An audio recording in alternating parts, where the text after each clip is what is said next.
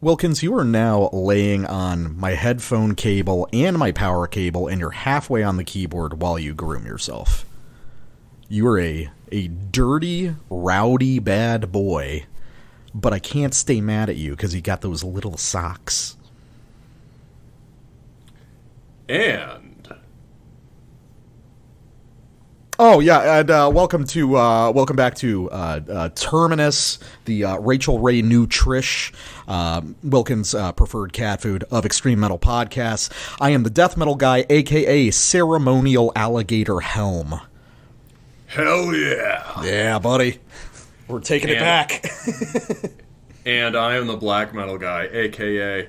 Comments Are Turned Off by Relapse Records. Are they? Just on at least on a specific video I was listening to earlier today. Was it a good one or a bad one? It was really bad. If you want to understand what that was, I'll bring it back up later. But I have to get there in the show. So, gosh, you'll have to listen to the show. Oh God, it's something that we absolutely don't want, even as we make the show ourselves. Okay, guys, welcome back. Terminus, Extreme Metal Podcast, episode 118. God, the numbers just get higher, and I just get sadder with the state of my life. But we've actually got a fun show today. We got sort of a melange of different releases, a couple, actually, from the same band.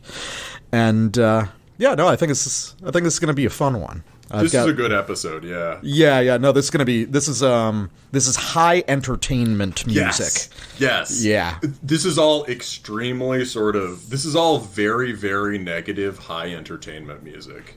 Exactly. Oh, boy. Well, I mean, with that, I guess we don't have much preamble. I should do my regular housekeeping. Follow me, the Death Metal Guy, on Facebook at Terminus Podcast, or the Black Metal Guy on Instagram at Terminus Extreme Metal. And if you're particularly dedicated, you can subscribe to us on Patreon. $3 and up gets you access to the Terminus Prime bonus episodes, and $5 and up gets you access to the Terminus Black Circle, our private Discord server where we discuss the intricacies of the Elder Scrolls video games and talk about the latest drama with Azrar. What do you mean, boo? Well, I have no problem with Elder Scrolls. I just think Skyrim sucks. Well, yeah, no, we're talking about Morrowind and Oblivion. Oh, phew, yeah. You would know if you were more involved in our life, Dad. It's like... just... You're fucking irresponsible. Right. You're supposed to be tending to the flock. We're going to stop talking. Hey, you can take that up with your mom. All right. And let's get back to shilling. So, I just wanted to do my occasional meta shill. That is, I think we have a bunch of new listeners post-holidays, so that's awesome. Thanks.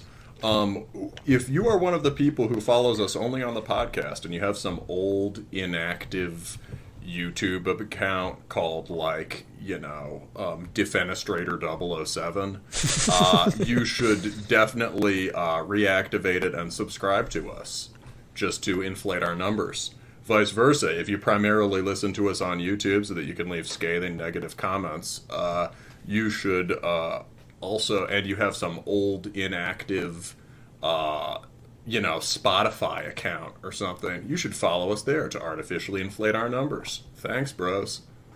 You can also do that with all your real accounts, too. I don't know why you're specifically targeting old inactive accounts. Well, you know what I mean. You know what I mean, though, right? People say, I don't use... I just listen to you guys as a podcast. I don't really use YouTube. And it's like, yeah, but I bet you do.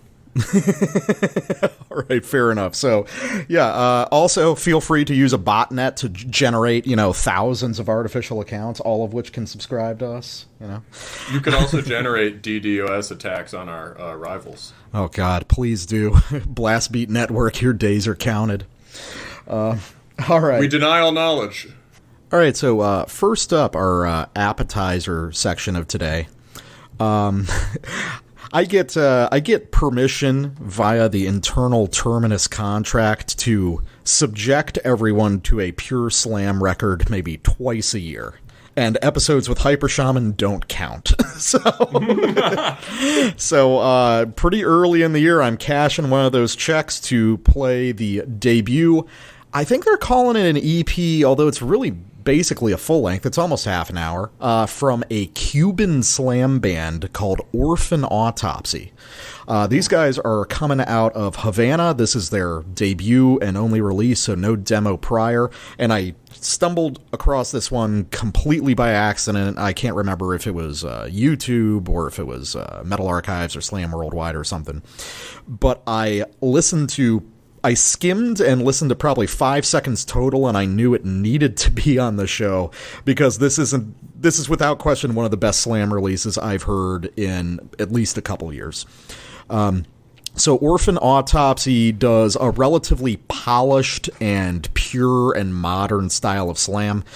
The soup of influences here seems centered pretty heavily around Cephalotripsy, Devourment's Butcher the Week, their second album, and a Peruvian slam band called Raped by Pigs, which seems to be also a primary influence. Yes, Raped by Pigs, by the way, are fucking awesome, dude. They're so good. So yeah, this is a band that really works off the template set by Cephalotripsy of the sort of lattice work of slams. This is a very pure record. There's maybe 2 or 3 tremolo riffs on the entire thing, although there's a fair amount of blast beats, very fast ones, in fact, over just slam riffs. There is really no way to suggest that this is unique, but it is one of the finest executions of pure slam that I've heard in a lot of years. Nowadays, a lot of slam finds itself accidentally or intentionally incorporating more and more bits of deathcore and other genres into the mix, but this is like a slam record from 2007, like early Abominable Putridity or something, just purity of vision and execution all the way. So what does a great slam record need? Well, it needs great slams. This has it. It needs a powerful drum performance. That gets underrated, and the drummer here is truly phenomenal. I think this may, in some sense, be a drummer band where that's sort of the leading instrument. And 3, it has to be about horrible things and not about space and math and shit. And this debut EP, titled Blistering, Deprive from Sanity, seems to be very, very specifically and particularly focused on killing and eating pregnant women. So it's pretty extreme. It is remarkably vile, the contents. But with all that preamble, let's listen to some slams. And I'm curious, Black Metal Guy, to see what you think about this, because the last time I brought a slam record on the show was the 357 Homicide record, which was unbearable for you. But oh, and this has a track featuring Matt and Jake from 357. Yeah, Homicide. 357 is definitely an influence here, but this is a little bit closer to like death metal. So we'll see if that makes a difference. So the first sample I want to play is off of the track Unorthodox Partum Procedures. And here, to start, I really want to draw attention to the drummer. This guy just has an incredible sense of pacing and a wonderfully musical feel, and the technical chops to really impress someone like me who's just been listening to this kind of music for a long time. Nothing too technical is going to happen, but it's just a marvel listening to the way this guy plays with the flow of rhythm across a song and really sort of guides the track in a way that guitars typically would on another record.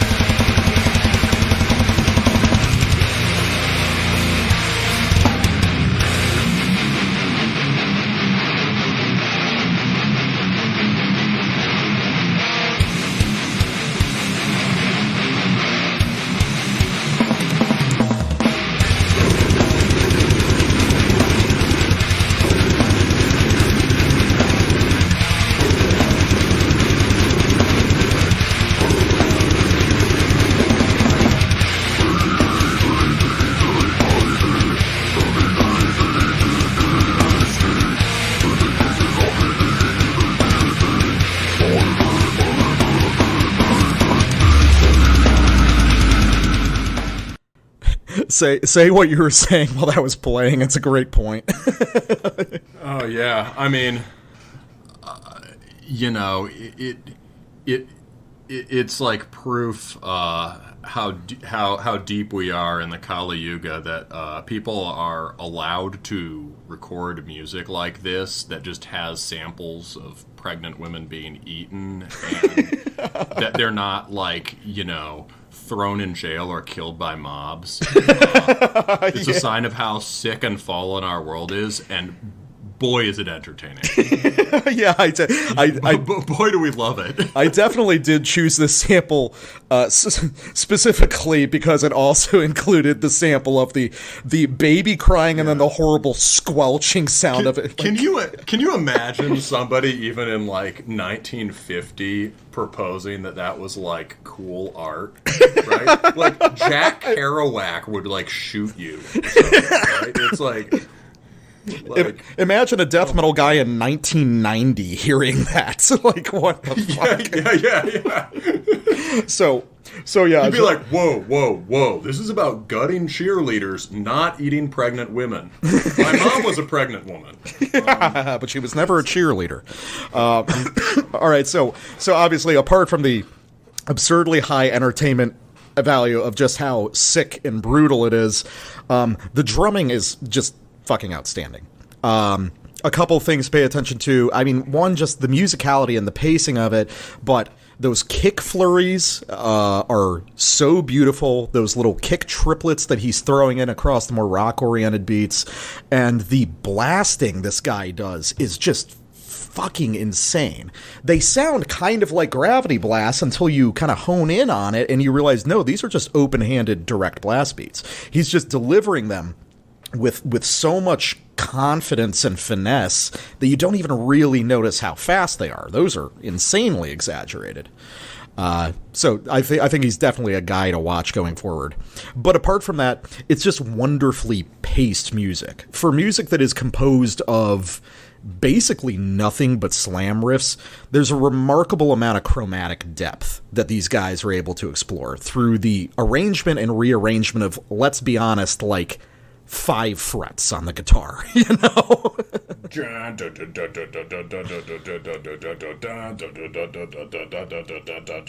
That's a good riff. That was a very slammy slam. Yeah. I liked it. Yeah. It's I thought the vocals over that, the sort of like what was it? The sort of trilling or like the clicking stuff. Yeah, the rolling kind of purring thing he was doing. Yeah, they call them predators. Yeah, predator vocals. Yeah, it for sure. So that was really, really sick and heavy. And then, of course, that he just went to like the full retard grunt after that. We knew it was coming. It's really, really cool. And then just you get the dubstep drop as we fade out. That was, which I presume was another slam, right? There's a lattice work of slams. I mean, yeah, there's I can't. There's a sub drop roughly every 30 seconds on this album, which is how it should be. Yeah. So, I'm rarely in the mood for shit like that, but I was watching an MMA documentary on Nate Diaz. That's the move, man. This is Oh man, like this would be cool to listen to over just a compilation of like horrifying knockouts in the UFC. Yeah. So after that, let's go to another charming track called "Feasting on Spoiled Stillbirth." I love that they emphasize that it's spoiled. Like, that makes it so much worse than what's already happening. God. If it was fresh stillbirth, that would be completely acceptable. But spoiled, God, what kind of animal are you?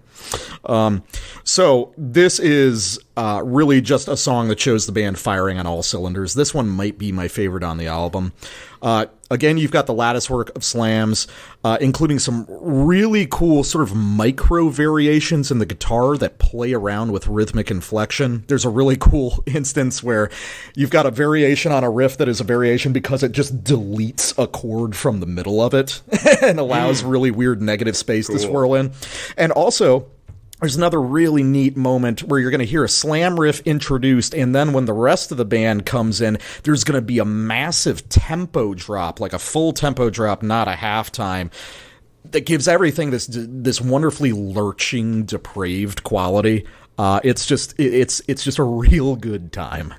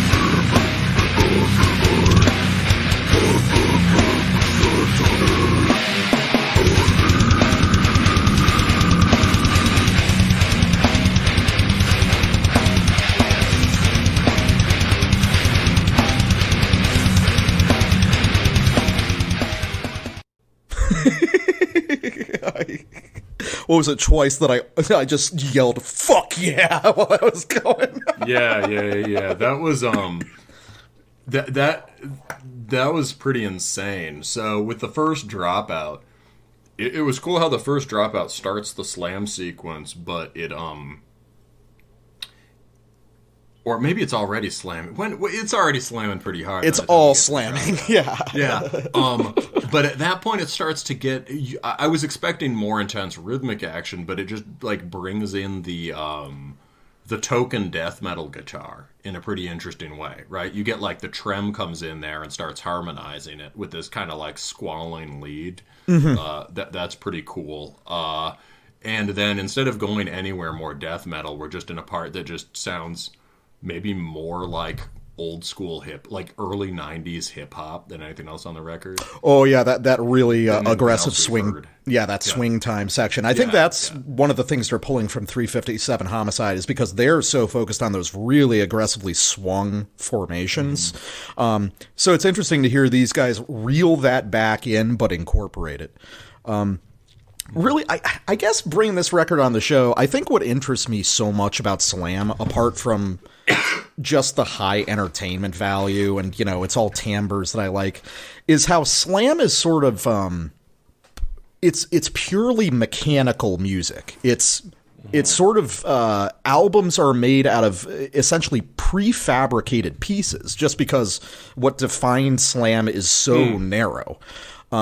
So really, when you look at the breadth of slam death bands, you're really looking at, thousands of guys who are all on a level playing field. They all have the same access to the same parts, and then it's purely in their own creativity and how they can think to incorporate these elements that determines how good it is.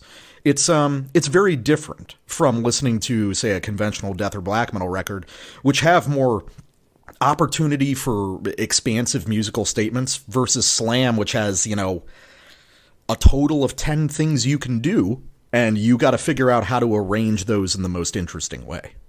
This is Josh from Defeated Sanity, and you're listening to Terminus Extreme Metal Podcast. All right. And we are back from me humming riffs into my phone to review a split that we were trying to fit on the schedule last year, but then we decided to just combine with our next review. This is the Sielunvihollinen Sudentaival split that came out later last year in the fall on D88 Records.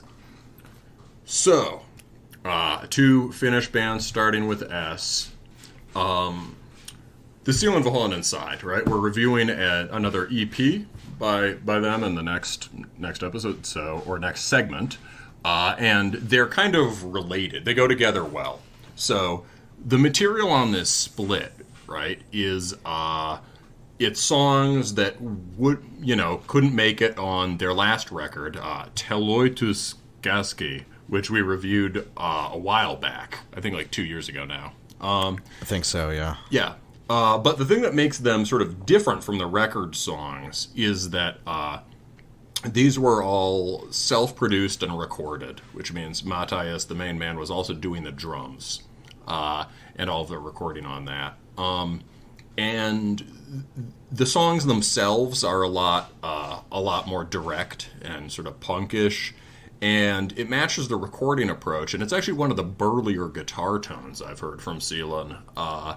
And which I think is I liked better in a way than the tone on the last full length, which was a little clean and thin. So these are just some solid, high energy Sielunvihollinen songs, and I think you can hear the more energetic home recording approach on this. And what do you make of that side first? We'll go side by side, and then we'll do the samples. Yeah, I think it's I think it's really solid. I mean, you can kind of tell that these are leftover songs, but that doesn't necessarily make them bad. They're just very direct and to the point, and wouldn't necessarily follow in the flow of the previous album, which I'm not going to attempt to pronounce. I'm convinced Finnish is a fake fucking language. There's no way people are actually saying this stuff in real life. But anyway, I will say... In real life, they all just speak perfect English they learn in elementary school to each other. Yeah, these are just a bunch of sounds, man. These aren't words. So... One thing that's interesting is I don't know if it's coincidental or if it's kind of deliberate in the track listing they chose, but it does feel like Sielunvihollinen is leaning into that sort of street punk aspect a little bit more, which would make sense going on this split with Sudentaival, who are very, very in that direction. So it's interesting listening to this, and especially joining it with the new EP that we're also going to cover, because it seems like this is a band that is exploring very specific aspects of its own sound. You know, like it acknowledges that there's all these different influences, but then it chooses one to emphasize maybe on these splits or these EPs, these smaller releases, sort of as R&D that comes to fruition in full on a full-length record. So I'm very interested to see what happens with the next Sielunvihollinen full-length when you take these two releases into account.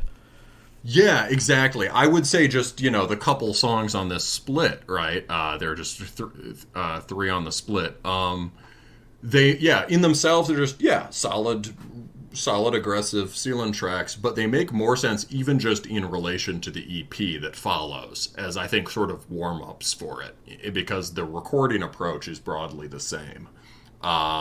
And so they'll make, after you hear the next thing, it'll make more sense as a preliminary stage. You'll hear that thing that the death metal guy always stresses, right? That, like, every individual work by a band or an artist exists as part of a process. And I think, often there are certain things that make more sense after you hear the thing afterward. Right? And this is certainly a guy who works by process and iteration. And as you say, just showing us different sides of his sound. Sielunvihollinen's music feels very deliberate and exploratory, and it's a weird word to use, but professional.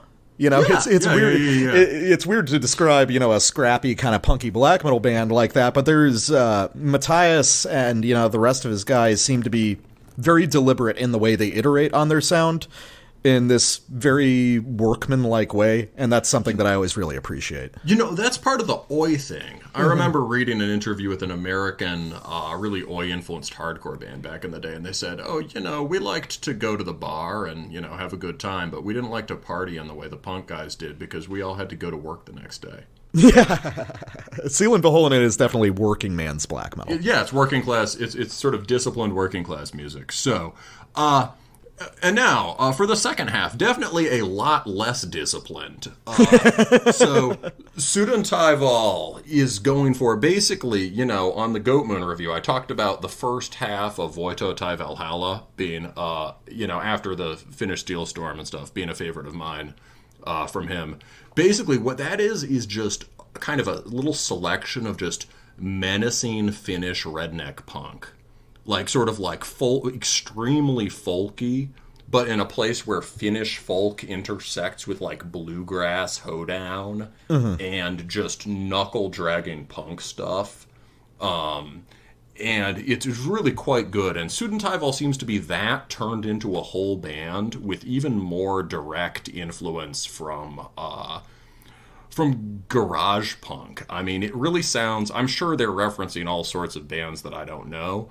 However, what it reminds me of is, like, sort of the gnarlier sound of, I don't know, like hardcore guys doing garage punk. It sounds like a band called Hank Wood and the Hammerheads from New York in like the 2010s, you know, okay. or like Hoax.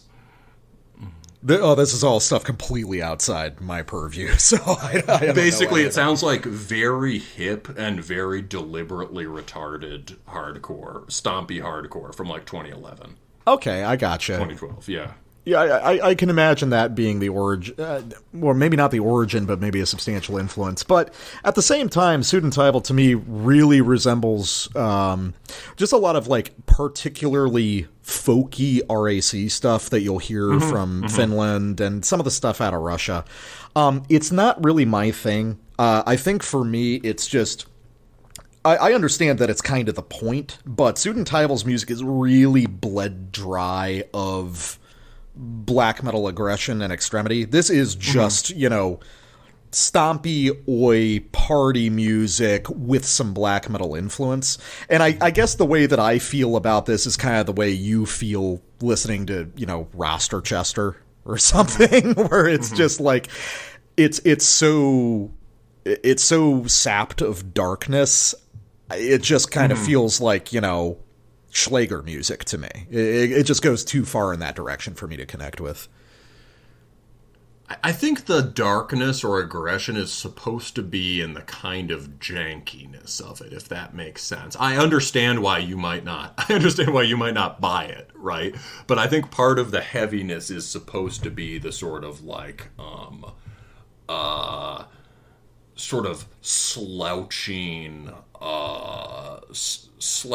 swaggering, drunken rhythms. You know what I mean? The way it kind of lurches menacingly. I gotcha. I felt like Sudentaival was pretty like straight and pretty even sounding though. But maybe let me give it another listen. We'll see what we think. So should we just start with our sample from Sielunvihollinen? Yeah, let's do it. Yeah, okay. So I've got the Sielunvihollinen side this time. So I sampled from the third track, Haska Kuningas? Something like that. Okay, yeah, something about kings, you know? Haska Kuningas. Sure. Right? Yeah, that sounds... You can hear there's like Norwegian. Some Finnish words have a lot of like Norwegian and Swedish, a lot of Norse in them, and others just sound like, you know, the language of Lapland witches. So Haska Kuningas is my choice. This is the last track on Sielunvihollinen side of the split. And it is really good. I think it's the best song on the split. I think you agreed with that also. Like, this is the big one. Yeah, this is the banger. Yeah. This is the one that really kind of combines all the gestures from the past couple tracks and bolts them together in a really compelling way. So I could have, in death metal guy tradition, I've chosen the second track, which is just nothing but giant melodic Finnish riffs. But I'm growing up. I'm an adult, and I can recognize what's wrong with me. So instead, I've taken the one that's like a rough and tumble stomper, and it also has the giant finish riffs. So I think I am ready to drive my own car.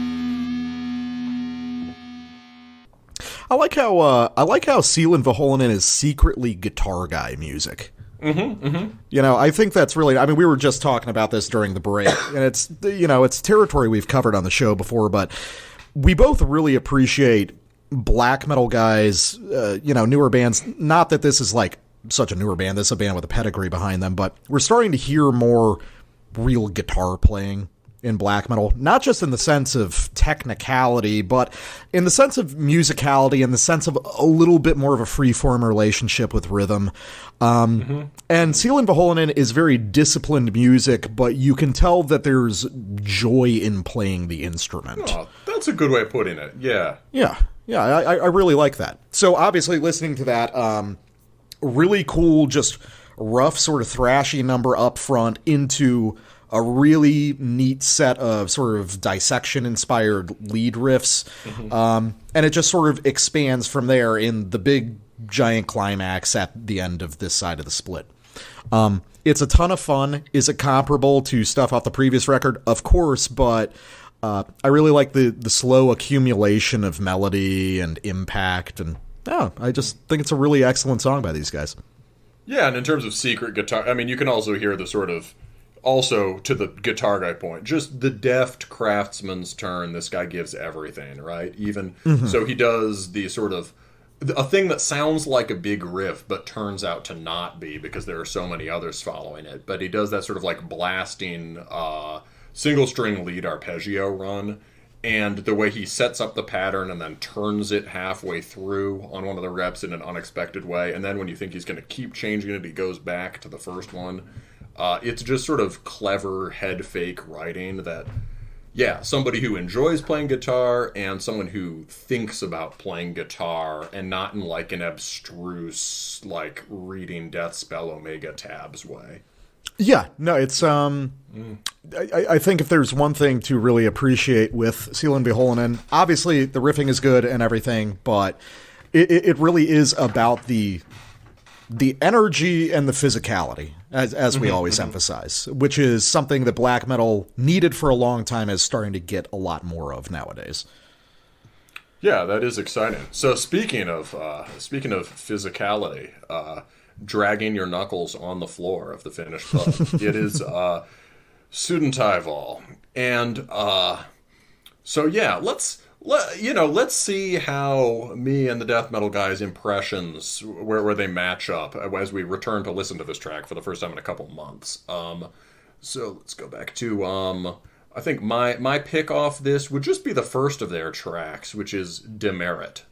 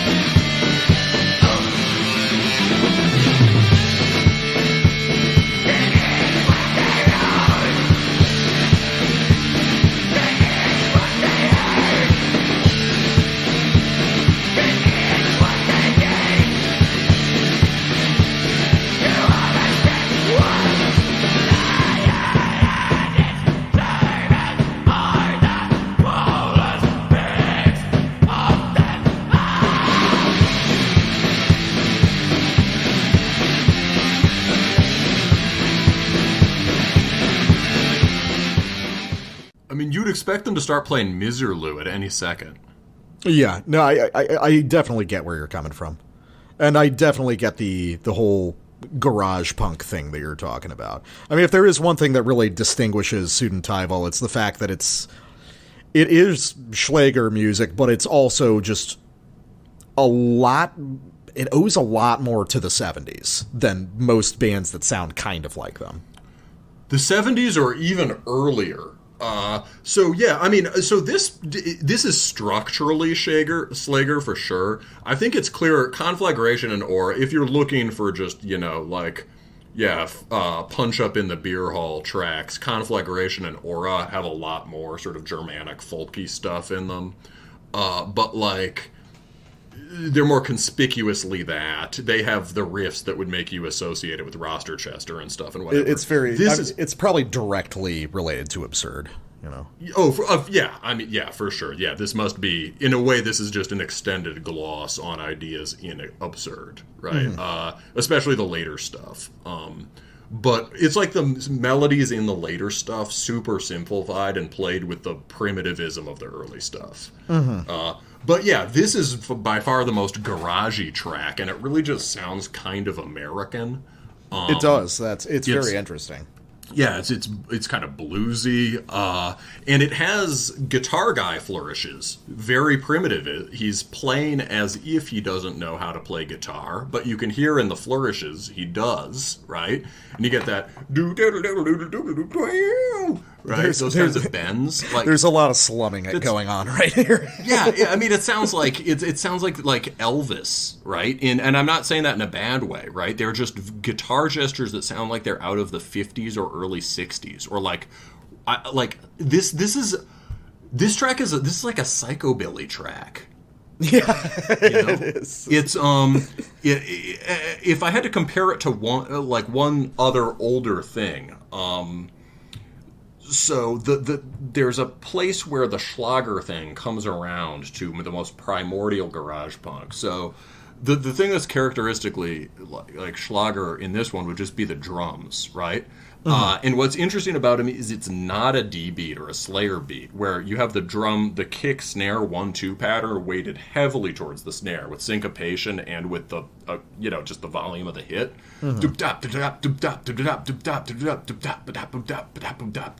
Right? The snare comes second, but it's really just the core of the beat. This is heavily weighted toward the downbeat. dum da dum da dum da dum da dum da dum da dum da dum da, right? And it has a little bit more of an upbeat feel with the sort of what you could call the verse riff, the faster verse riff. But as soon as it starts getting a little bit like the riffs start getting a little more playful and sort of improv-y, the guitar, it gets really heavy downbeat feel. And that's what gives it this sort of like lurching redneck hoedown vibe. And where it converges with is, this really primitive rockabilly stuff. So, like, do you remember on, like, the third Terminus I played Hasil Adkins? Yeah, I do remember that, actually. Yeah, so Blast from the Past, I'm just going to play that as the real quick interlude between this and the next, the EP.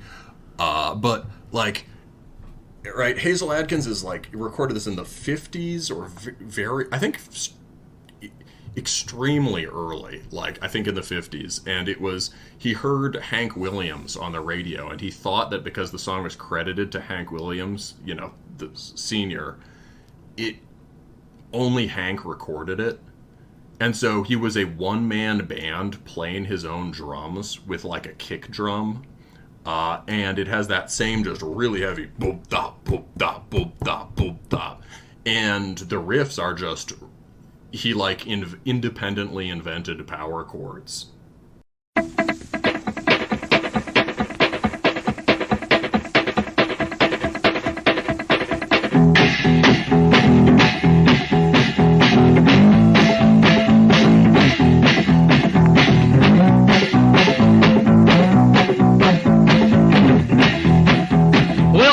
Baby, I'll show you how. Come on, baby, I'll show you how. We'll do it hot and we'll do it fast. We'll do it hot and we'll do it fast. Come on, baby, do a chicken walk. Wiggle yourself from head to toe. Do your stuff wherever you go. Do your stuff up on the floor. Do your stuff wherever you go. Come on, baby, do a chicken walk. Push in and a push out, push in and a push out, push in and a push out, push in and a push out, push in and a push out. Yeah, let's walk, baby.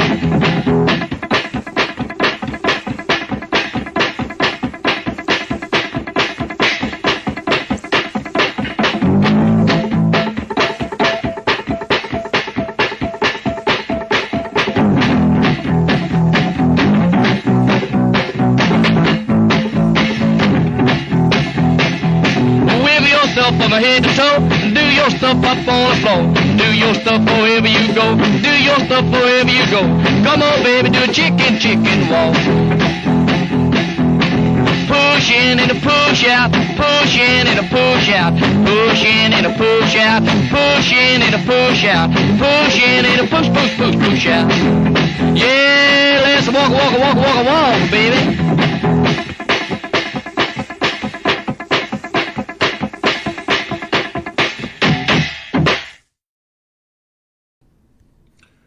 All right, and we are back from Hasil Adkins' Chicken Walk with a Grim Reaper Crusher of Souls walk from Sielunvihollinen with the new EP Sielunmurskaaja, which means Crusher of Souls. So yeah, independent release, and like the Sielun side of the split, all self-recorded, self-produced, but with a crucial difference. And so on the last one, we were talking about sort of working class ethic, right? And you were talking about a certain kind of professionalism that accompanies all this, right? So there's kind of an interesting story for this. So yeah, Matthias basically sent us some press material and that he had written, and he said he did it on a deliberately tight deadline. It was written, recorded, mixed, and mastered by him all in 2 weeks. And the goal was, he wanted to do something in the way he did his early demos in a short burst of creativity. That's a quote. And the motive for all this is, he said he was basically, the fifth Sielunvihollinen record, Helventinkon, Hell Machine, was written over a year ago. And it's still not out, as it's currently being mixed and who knows how long it'll be when it's in front of us in a physical format with the long lines at the pressing plants. By the time the release is out, the music is already old to me. End quote, right? Mm-hmm. So I think everyone has experienced this, right? And in all sorts of ways. And, it's no one's fault, right? It's just the process takes forever these days because of how long it takes to press records and then get them, and just how long it takes to move them between countries. So it's you reach a stage where the record is coming so far out after the period of creativity that it doesn't feel like a reward for what you did, right? It feels like, oh yeah, that's coming out. Yeah. Right? And so, the record will be due. I mean, hopefully sometime this year it'll be out. But his goal was to get out ahead of it, and record something that felt fresher and more immediate to him. And so, yeah, what did you make of it? This is really good. I think this is my favorite material I've heard from Sielunvihollinen. And given the story of how it was created, I think this is a band where, the guys involved are so talented and so seasoned that they can make the most of these sort of deliberately restrictive forms, like operating on these really crunchy deadlines. It's basically one man is the thing, especially for these recordings. I think when he does the full band, he has a drummer. Oh, okay. Well, it's like, because I know they play and then there's live, like a tour. so. Then there's a touring lineup. But apparently, I think when he said that when he does all the strings and vocals for the full band recordings, it's also just, or for the the LPs, it's all just him recording them. Oh, okay. So, I wasn't even aware of that. Yeah, I've always just thought of them as a full band. I think these things change, but yeah, I think the deal right now is he remains central dude. When there's a full length, there's probably a drummer playing on it, and then there's a larger touring ensemble. Okay, gotcha. So this works really well under the tight deadline. You can hear how these songs are sort of compressed and to the point, but not lacking in detail. There's something very fluid and organic about these songs. And in terms of the sound, it's still recognizably Sielunvihollinen, but this is the band at its most melodic and in some ways most accessible, which is interesting. This seems like a project that has a really expansive view of Finnish black metal and kind of what that idea means. And I think coming from an American or just generally an outside perspective, we've got an idea of what it is that might not neatly line up with how the Finns see it themselves.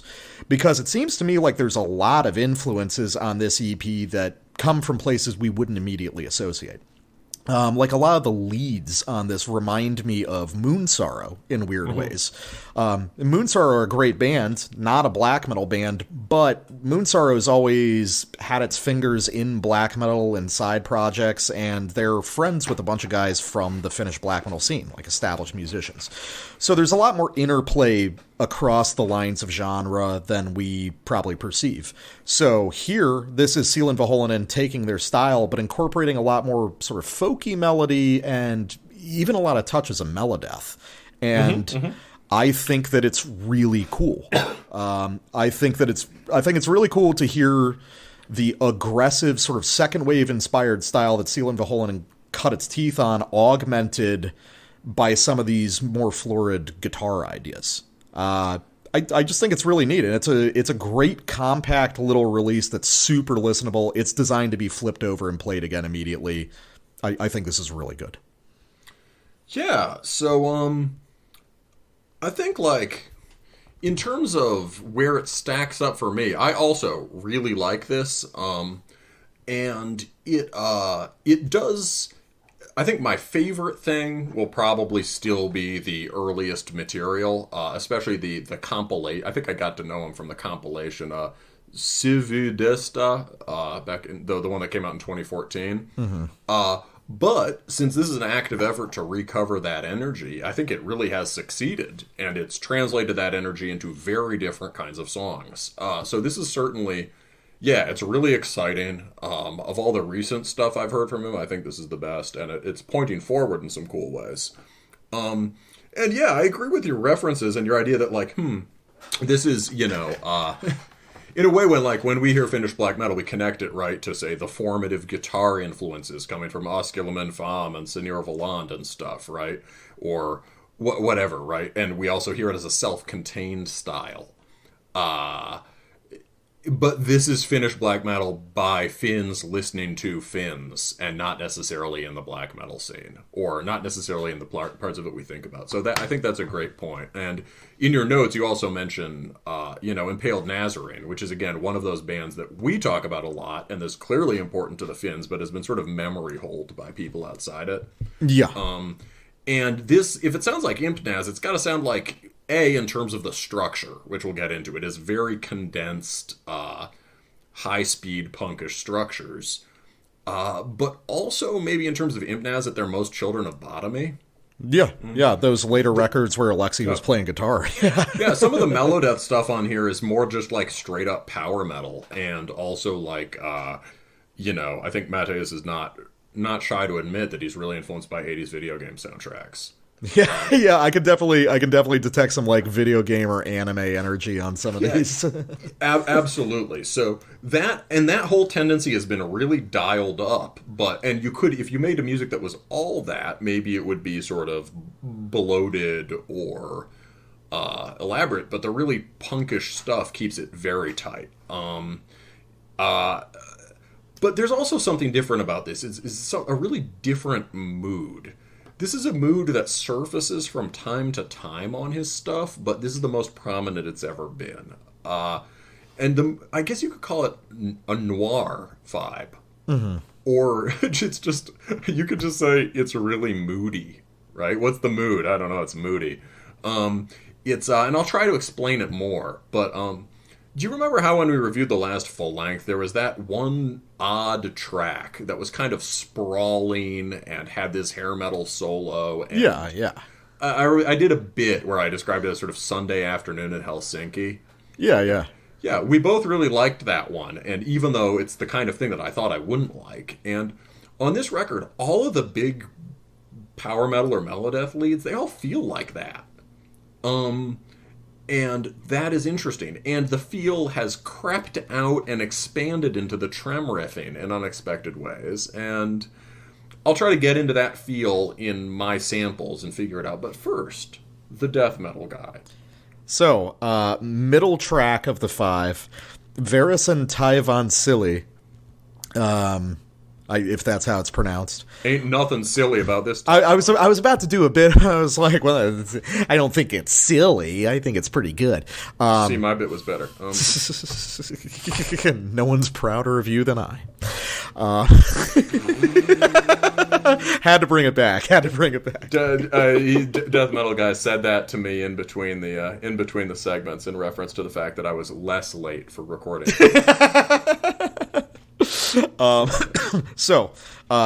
I really like this track because it's super bold. And by what I mean is, like, none of the stuff that you're going to hear on this record is unprecedented in terms of, black metal band incorporating sort of florid melodeath lead guitar and stuff. I mean, that's an idea that's been done before. However, most bands that are doing that are trying to work up to those moments. It's like, okay, we got to have a couple minutes before we're allowed to access the melodeath lead. Matthias says, what if we just start with it and go?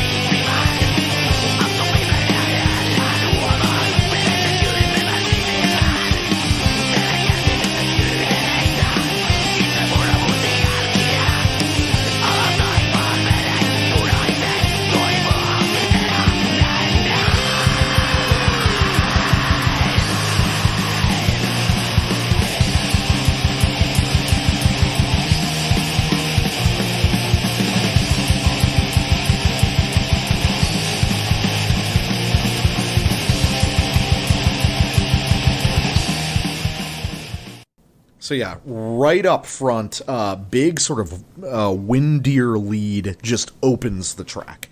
It's a super bold move. It's like, it's sort of paradoxical, but for a band like this, putting the most accessible thing straight up at the front is a really daring thing. And I like it. I like how that informs the rest of it. So instead of doing the standard thing where, oh no, we're going to start with all the dark, furtive riffing, and slowly a melodic idea will congeal and things will brighten up. No, fuck that. We're going to explore high contrast, throughout this whole EP. We're going to have really gnarly second wave stuff placed directly in contact with big power metal lead riffing. And it's awesome. And I especially love that final riff that we finished the sample on. It's so dynamic, it's so explosive, it adds a lot of depth to doing the basic cool thing, which is the skate punk black metal riff. And in this case, the skate punk interval isn't used as like the bones of the riff, it's the turnaround. It's really interesting. It's an entirely different way of arranging that kind of riff. And it really goes to show this guy's sort of understated sophistication and moreover his like intense understanding in a very academic way of how these songs are written and how to do new things with old parts.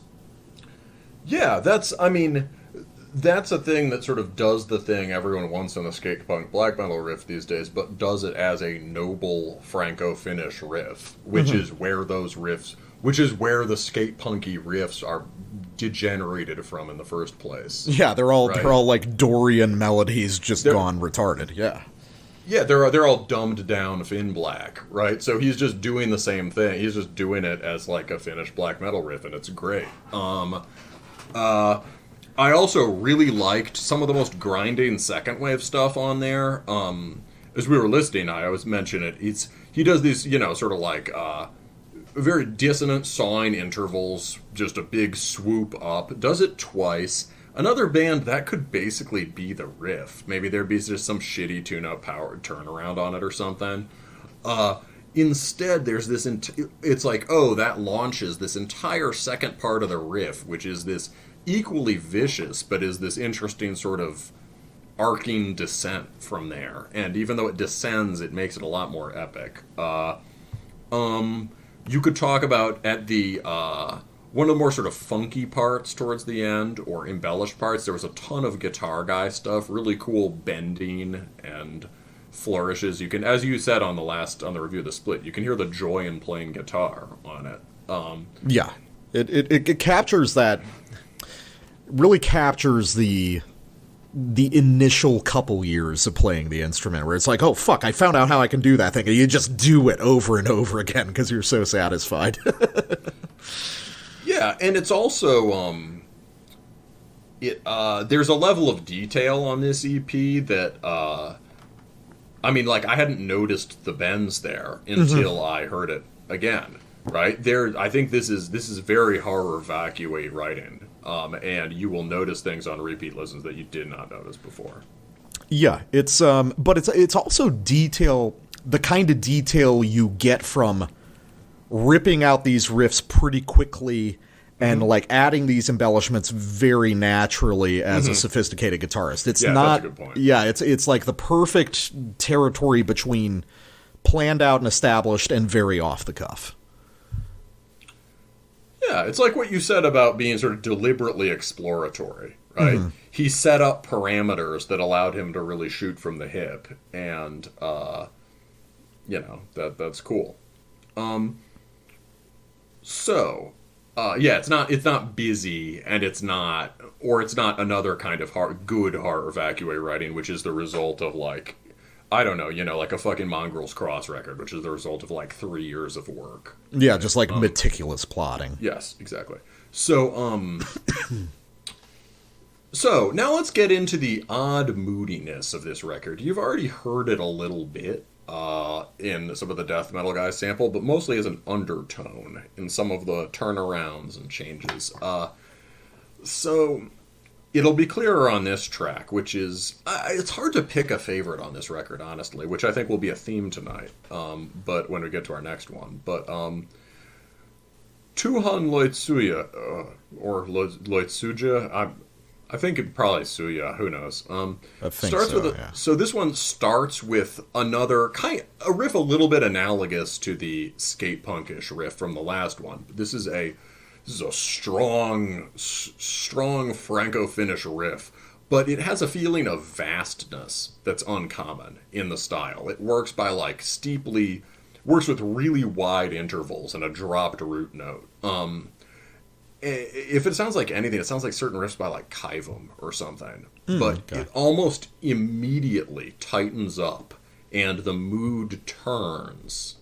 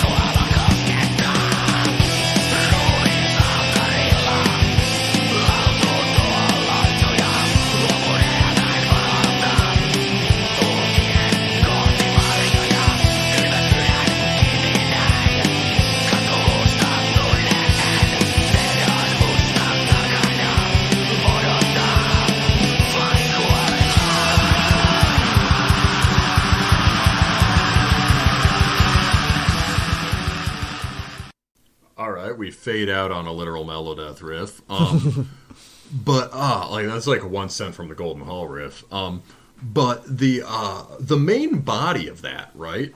You could hear that the way the intervals just sort of instantly narrowed, right? As soon as the lead came in, that's like a theme here. Anytime you like get to a big thing, almost any time in sections like the ones I was emphasizing there. Almost anytime you get to like a big interval that you could rest on, like a fifth that'll slither up into a 6, or if you drop down to a 6, it'll do something weird to make it more chromatic. Anytime you hit a root, it'll slide down an interval. And these are all techniques that, say, the Norwegians used to integrate stern melody with, like, Napalm Death grinding dissonance. Yeah. But in a certain vein of, late 90s, 2000s black metal, it gets exaggerated and turned into, like, sort of turns, these elaborate turns and flourishes and chord progressions that just make them feel sort of restless and sullen.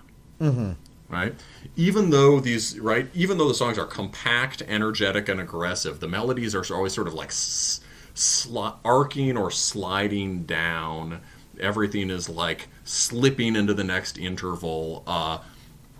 There's a lot of riffs that are sort of like sprightly melodic numbers that terminate in these very morose, sort of sullen ways. It's interesting. Another thing that I thought was interesting, and I noticed this across this EP, the way Matthias writes riffs in this very specific way. I've talked about how one of the defining qualities of the French riffing style is the sour turn that like cancels out the melody. So Matthias does a play on that, but the sour turn he relocates toward the middle of the riff rather than using it as an ending turnaround. So he starts playing around with the contrast of that, and it ends up becoming a weird semi-dissonant interrupter in the middle of the riff, and then the more melodic stuff plays around the edges of that, which is really unusual and kind of unique. That is very smart, and that's something I was trying to pin down. That's a really good way of putting it. So, yes, and also in the same way, he often delivers in the beginning. Yeah, when the sour turn is like the extremely dissonant thing, like in the middle of there, you heard a riff that incorporated a skronk chord coming in at a sort of like conflicting harmony. That's a good example of it. And around then, he'll be using the narrow interval stuff, but often with an underlying chord progression or a harmonization that still gives it some of that epic energy. There was also a really cool rising riff there, where he starts out with the tense, narrowed intervals, and then sort of like forces it up a major interval, and which makes it even sound more dissonant and tense, right? You get a whole step where you're expecting a half step or something. And that is the sort of stuff you can do when you are capable of writing actual chord progressions. And not in the sense of like stock rock and heavy metal chord progressions. So Matthias's interest in soundtrack music, I think, and in just heavy metal and classic rock and whatever, means that these songs have often follow real chord progressions that will do things like move you from a minor to a major, but the major is positioned such as to produce dissonance, etc. And this is part of the kind of like anguished cabaret feel in a lot of French black metal. Yeah.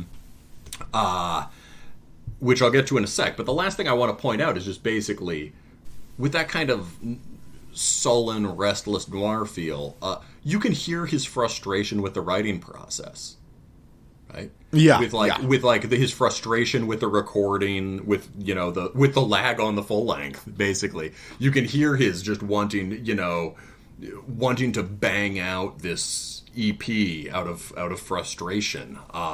And so you get this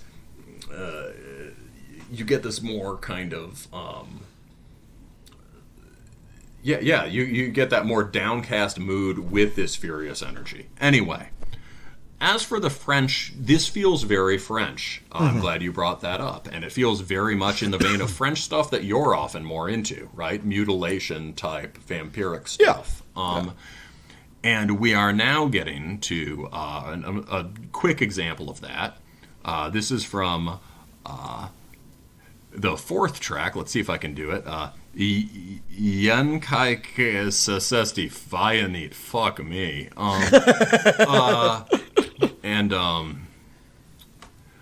Lead this off with a little narrative prelude. Wrathfully, the vampire fainted.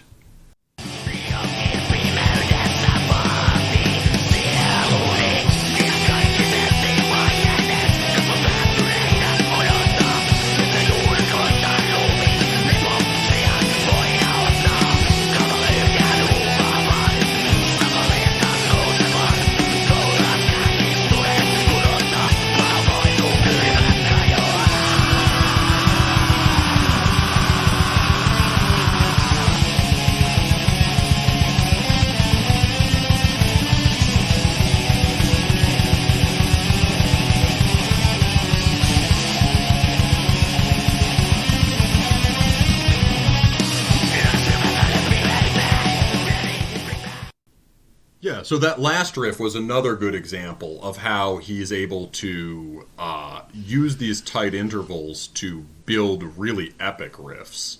And there you could hear some of these like more major feeling lifts and shifts happening there. He's able to... The riff continues longer than you think it's going to because he pulls out one of these chord changes at the very end.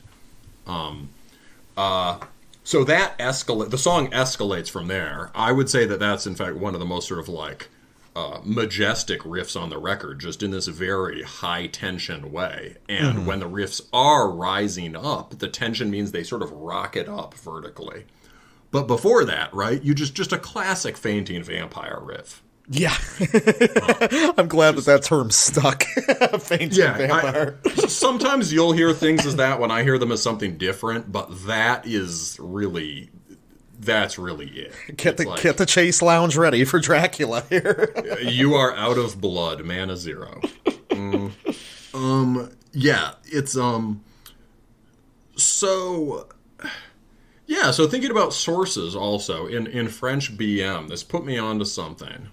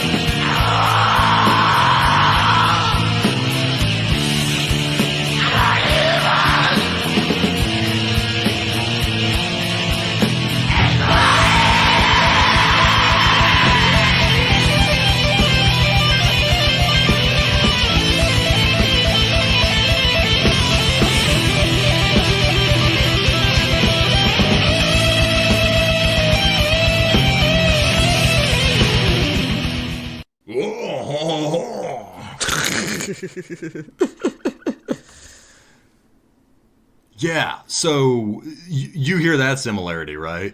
Yeah, I can definitely hear it. Sielunvihollinen does it better, but, you know. It's you're still gonna, yeah, I mean, see, this Peste Noire I can get behind. In fact, I wish I had listened to this record when I was being a contrarian about it, but, I get what you mean. We are the way we are, which is why you all listen to this podcast. 10 years from now, we'll revisit everything we ignored now. But this is. There's also some really good just core riffing on this track, like right at the start of the sample. And I would honestly say that kind of vicious but epic kind of chorded riff that started off has a lot in common with some of the more epic moments on the Sielun EP. But really, obviously, what we're looking at is this long, languid, narrow interval, ballad-style chord progression running riff. Obviously, the Sielunvihollinen is way more tightened up and tense. It's a different kind of tension, right? Peste Noire is going for decadence and sort of all that. But the general way of forming melodies and the elaborate guitar soloing totally translates into Sielunvihollinen. And, we had a guy in our Discord say that, Sielun is, like, different from some of the other Finnish bands in that it's, like, specifically kind of Hooligan BM in a way that, say, right, like, Satanic War Master really isn't, right? Mm-hmm. Or Sargeist isn't. And I just never made that direct connection. Like, it's like I just noticed the thing that was probably obvious to everyone else, but like, I just realized.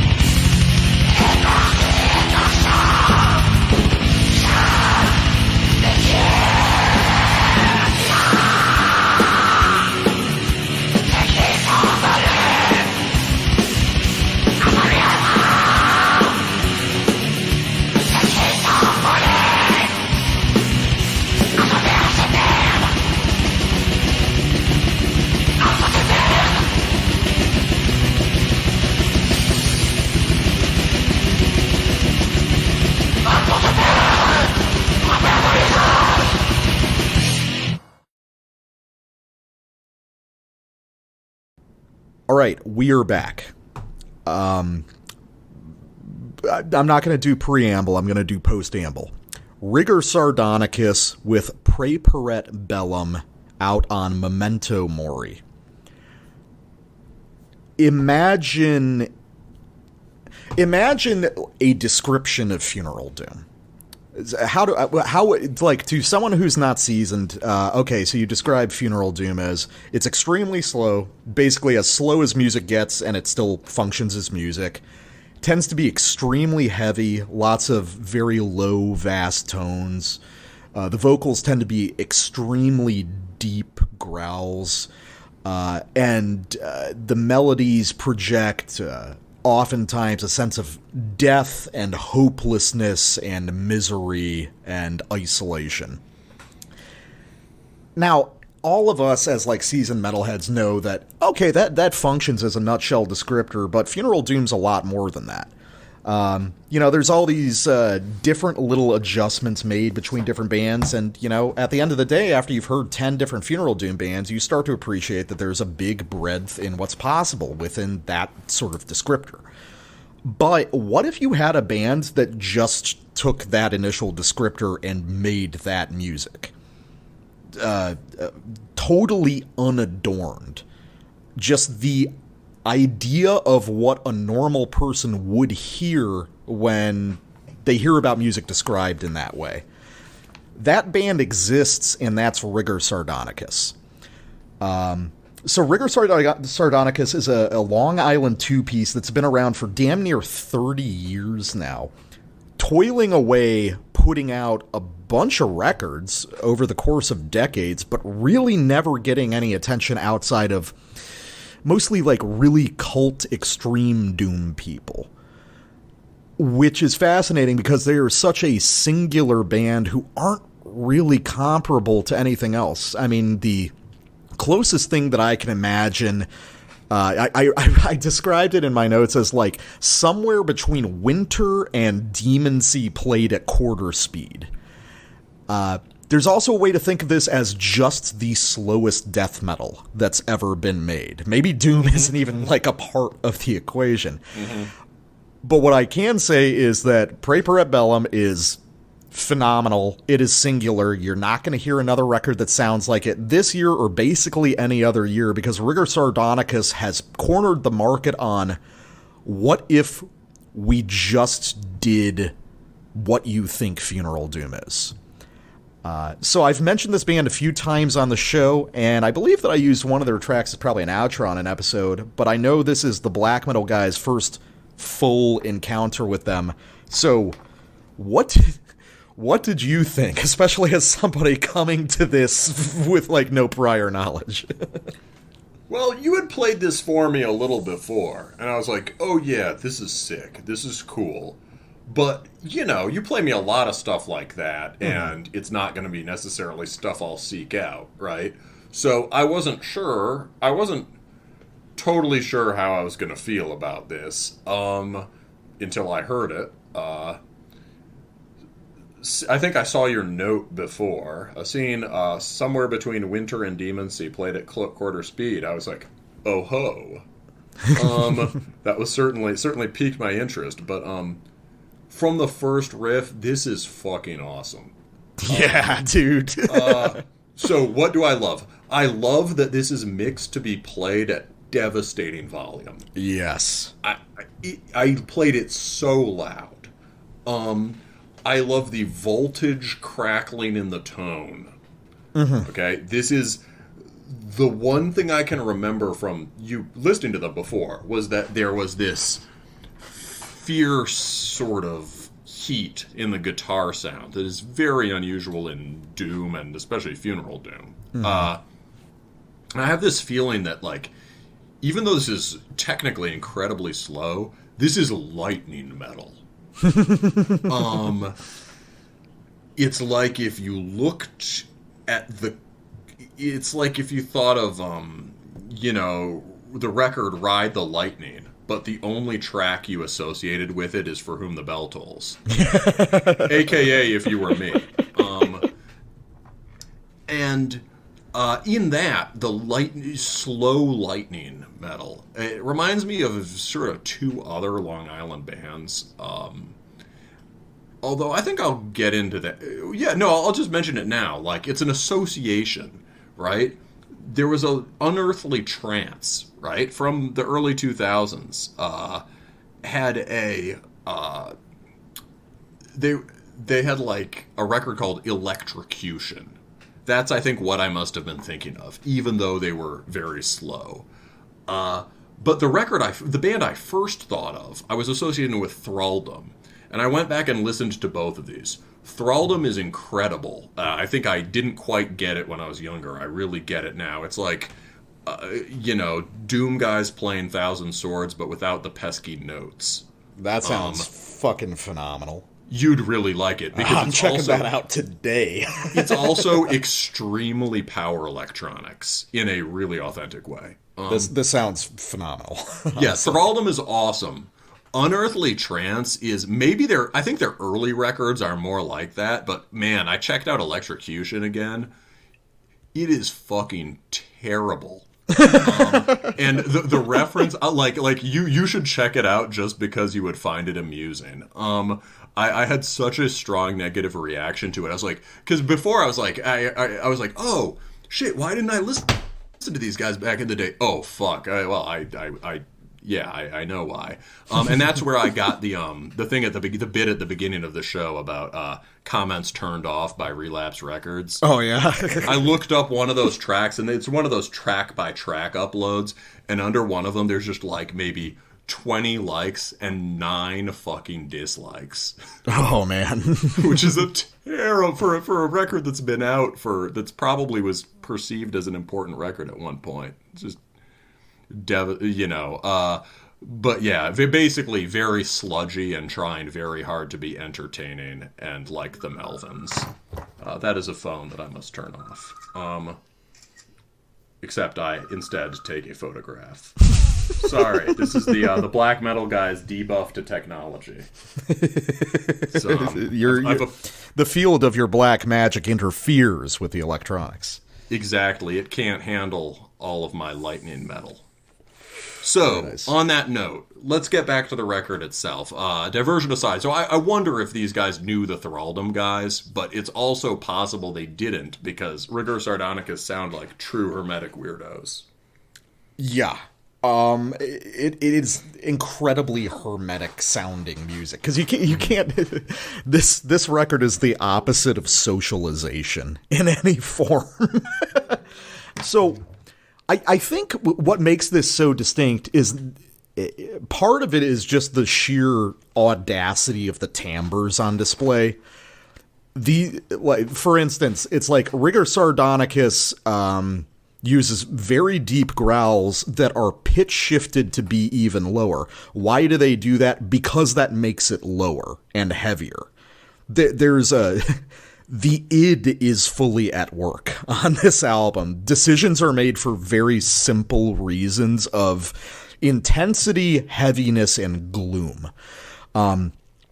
So there's that aspect of about how severe the timbres on display are, and there's also just a sort of like deliberate hostility to the listener in that most of these songs are 2, maybe 3 riffs for a very elaborate song for them, and usually they are not adjoined in any clean or pleasant way. This is as blocky and primitive as sort of like the most gorked raw CDR black metal that I used to listen to. Yeah. But from that comes its own atmosphere, and it's a very Funeral Doom atmosphere of just sheer granite walls of chords hanging in negative space with zero interest in pleasing you or creating something catchy or something traditionally pleasant. It's extremely hostile to the listener. However, it's also extremely just heavy fucking metal in all the ways that count. You bringing up Ride the Lightning makes sense here because there is somewhere down the line, deep within the bowels of this music, like a lot of Metallica, and there's a lot of Black Sabbath, and there's a lot of like the heaviest moments of Zeppelin slowed down and exaggerated to just torturous degrees.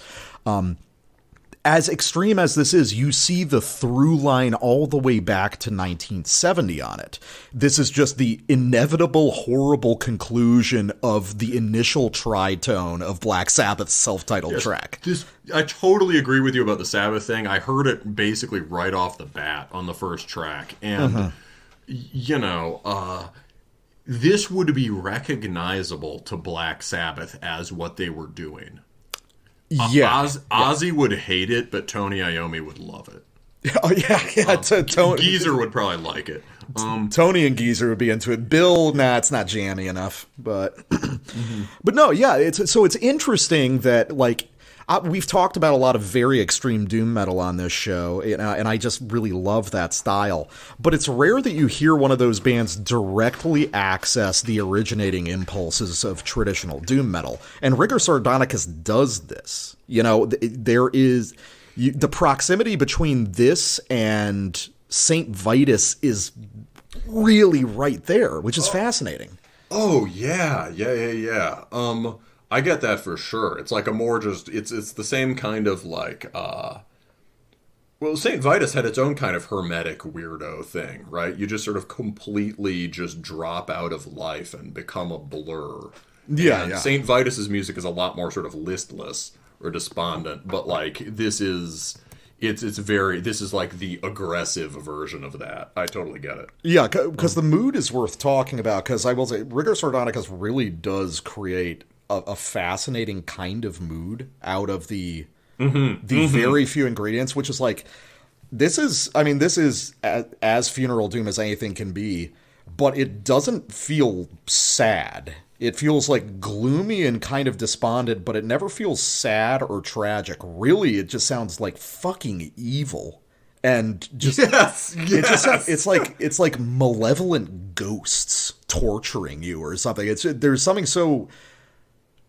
A fascinating thing has resulted from how primitive this music is, which it's beyond medieval torture. It's like fucking Stone Age torture or something. I've never heard anything that sounds like this band, because nobody would commit to this idea in the way that these two guys have. It's just like, it's before they had any subtlety in torture, like exquisite, excruciating, perverse pain. Now we're just going to pull your leg off and leave you alive. We just hit you with a rock over and over again. Yeah, exactly. So through the sheer primitivity, you access a sort of a weird, dark spiritual realm. It's like I said, it's like you're being tortured by ghosts or something. It's truly surreal and bizarre. Which kind of aligns it with the torture doom stuff, but there's something more ethereal about this music, despite how heavy and malevolent it is. It's fascinating. I should probably just play some of it so they know what the fuck we're talking about, shouldn't I? Hell yeah, bro. Okay, so I want to go to a song called Terra Mota Est. All of Rigor Sardonicus' songs are their titles are in Latin. This is a consistent thing across their career. So a couple things to point out. One, yes, this is what the album sounds like. The entire album sounds like what I'm about to play. It's like, you could probably think 2-minute sample, oh, they took a weird part. No, this is the material this record is made of. So a couple things I want to point out. One, the Sabbathisms are going to come out very clearly in this sort of like awful mutilated pentatonic scale that these guys primarily operate in. And two, this is a 2-riff sample. Listen to how horrible and clanging the transition between these 2 riffs are. They had one riff, they had the other riff. They didn't even think about giving a shit about the idea of blending those things together. One stops, the next one starts, and you die.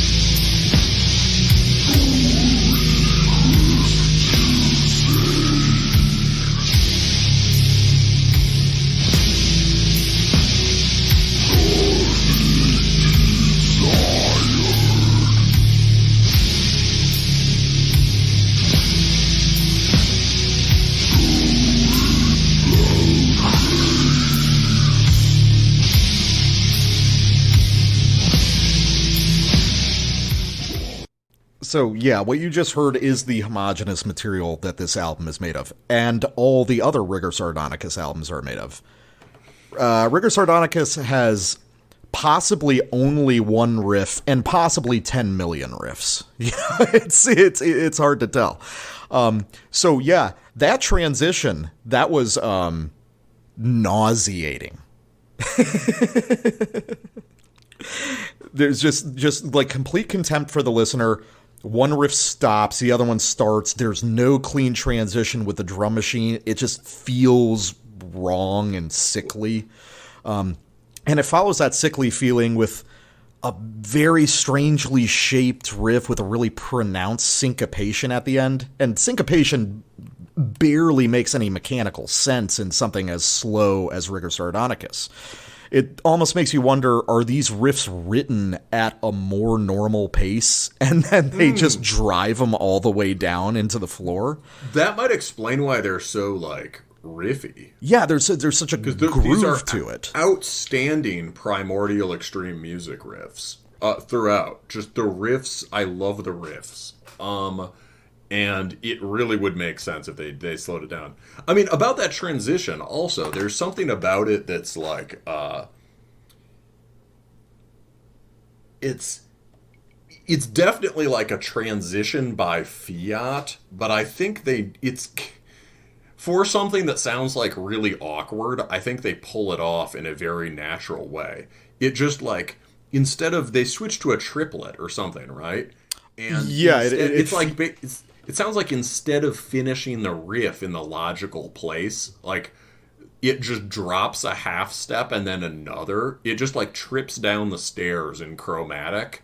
Mm-hmm. And as it does that, the time signature changes so it naturally lands on the 1 or something. And then suddenly you're in 3. Like, heavily swung 3. I love that transition. The first time I heard that, listening to this record, I was like, what the fuck is happening here? It's really disgusting. And that's a very just a brutal doom. Just chord changes like that to me seem very much like a brutal doom and the best war metal kind of thing. Mm-hmm. Yeah, I like and the reason I bring it isn't just because it's hilarious and bizarre and horrifying, but it's sort of demonstrative of just like the sheer nihilism of the record. Mm-hmm, mm-hmm. This is, we've said this a few times on the show, but this is it's been like 10 years since the last Rigor Sardonicous record. And they could have spent either the whole 10 years writing this record, or they could have done this in like a week. It's only one of those two. Like, it is not between. It didn't take a year to write. It took either a week or it took a decade. We said this about the Cake record, which is also a really good parallel. Yeah, and it turned out, Jan actually told us that it's like, it was actually written like very quickly, which kind of makes sense. Yeah, so, but let's zero in on the blues thing there. I find that really fascinating because Funeral Doom just, as a rule, strays away from the blues roots of doom metal in general. The only exception being, if you want to, you could argue what you classify them, but Warning operates at Funeral Doom tempos for the most part. Interesting. But, I mean, they're a trad doom band, just played at 40 beats a minute.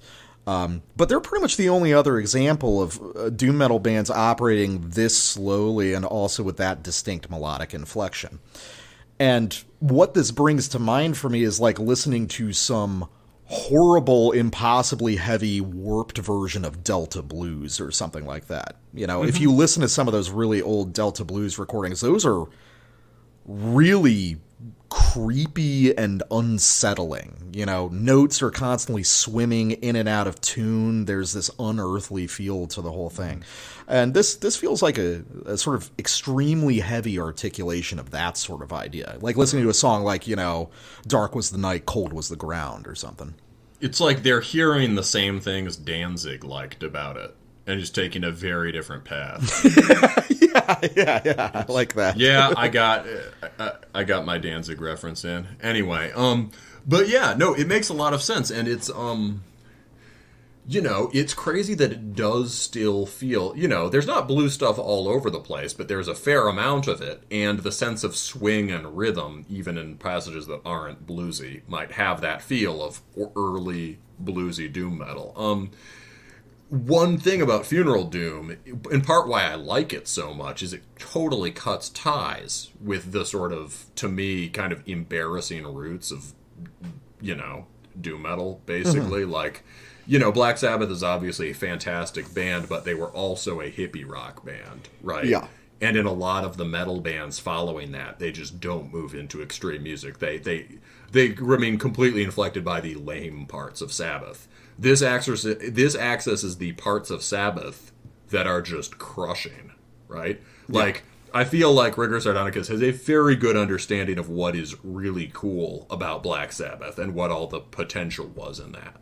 Yeah, I agree. It's seized on the parts of Black Sabbath that made heavy metal. Yeah, it makes it sound like Sabbath without fucking it up. So that's without like ruining Funeral Doom. So that's awesome.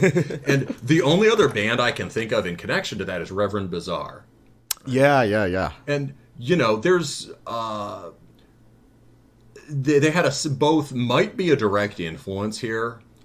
Sometimes operate at Funeral Doom tempos, especially on the third one, I think? The one with the bizarre symbolist cover. It's their most extreme one, and they're kind of black metal one. I think that's Crush the Insects. I think that's the one I was thinking. Yeah, Crush the Insects is no, it's So Long Suckers.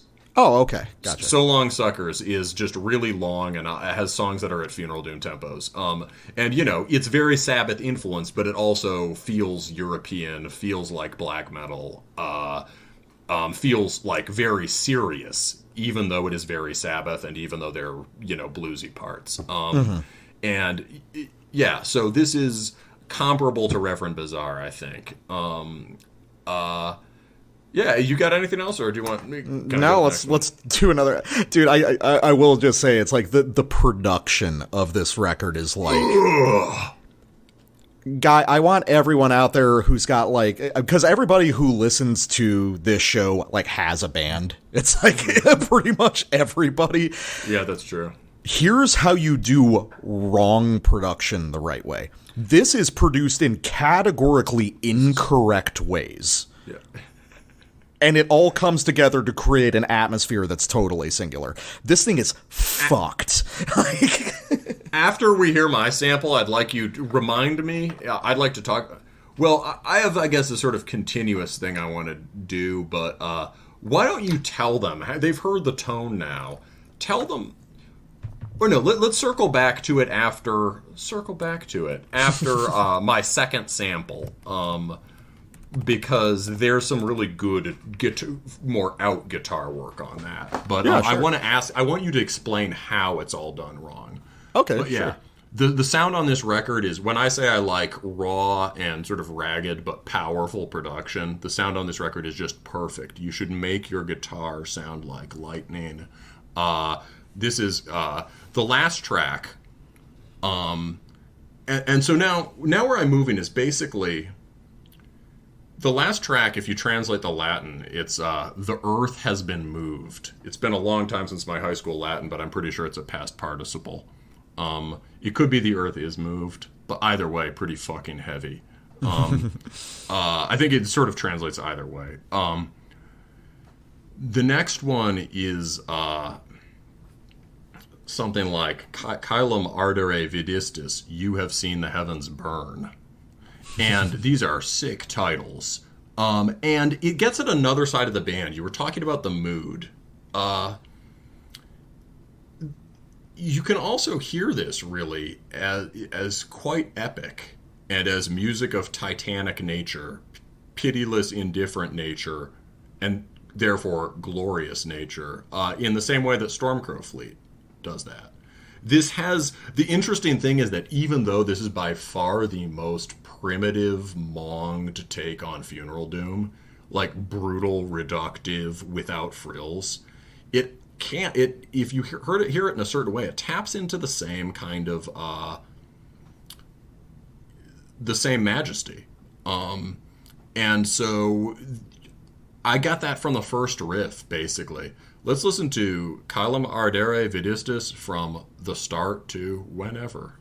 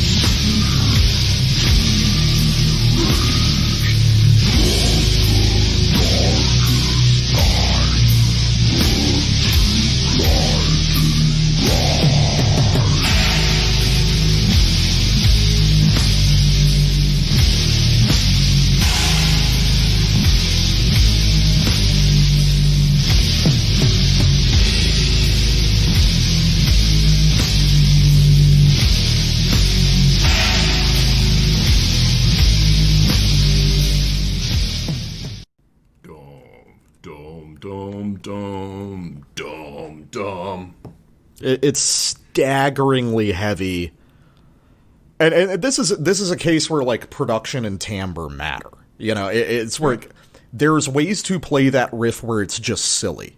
Here, it just communicates unspeakable weight. You could blast it in a way that would give it a rhythmic rigidity, and it would just sound like totally stock, right? Mm-hmm. I think you could play it well with blast beats, but there's a lot in inflection and in tone, as you're saying. It's it really works really well at this tempo. It is so simple, right?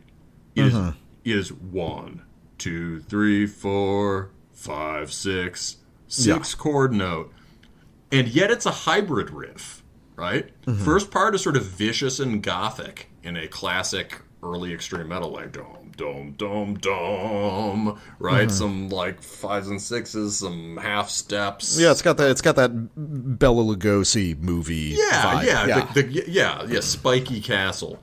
And then it just drops down to like fucking like minor 6, flat 7, dom, dom, boom. You just get like the heaviest fucking shit when like when people started to use Dorian scales and stuff, and Sabbath in like, I just always think of the radio singles, but in like Paranoid, right? Mm-hmm. When it's just using those intervals and it just sounds like just really, really heavy, and it has a nobility to it that was lacking in music up to that point. Lacking in rock music, guitar, except for some Zeppelin songs. And here, too, that ascent is just, there's a kind of just, you get this vicious, spiky castle, and then the majesty of the castle.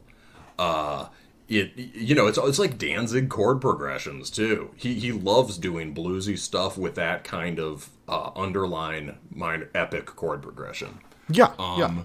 And it's also very Ride the Lightning. It's very like For Whom the Bell Tolls. Mm-hmm. All that sort of like traditional. It feels like a lot of it's like kind of from soundtrack music in a way. One of the influences on that kind of epic in metal.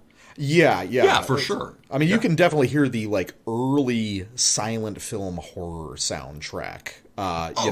You can hear the cabinet of Dr. Caligari and Nosferatu on this record. Certainly, especially for the first half of that riff, the more spiky castle part. Absolutely. Yeah. Sabbath were, I think, I mean, this is just like, everyone knows this trivia better than me, probably, right? But the whole point, weren't they named for a gothic silent film? Yeah.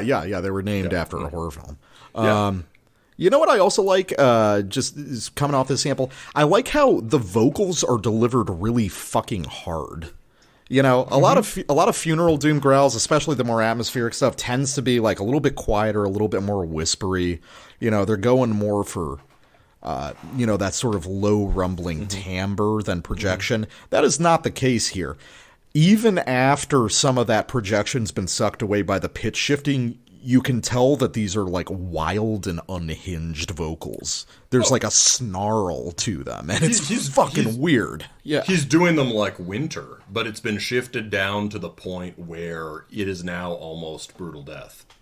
Yeah, it's so fucked up. But it's one of those things where, going back to my original thesis about like, what if it was just the description of funeral doom? You hear this and you're like, yeah, why haven't you all been doing that? You like want these to be really low and really growly, right? Why don't you just fucking pitch shift them down another octave and go for it?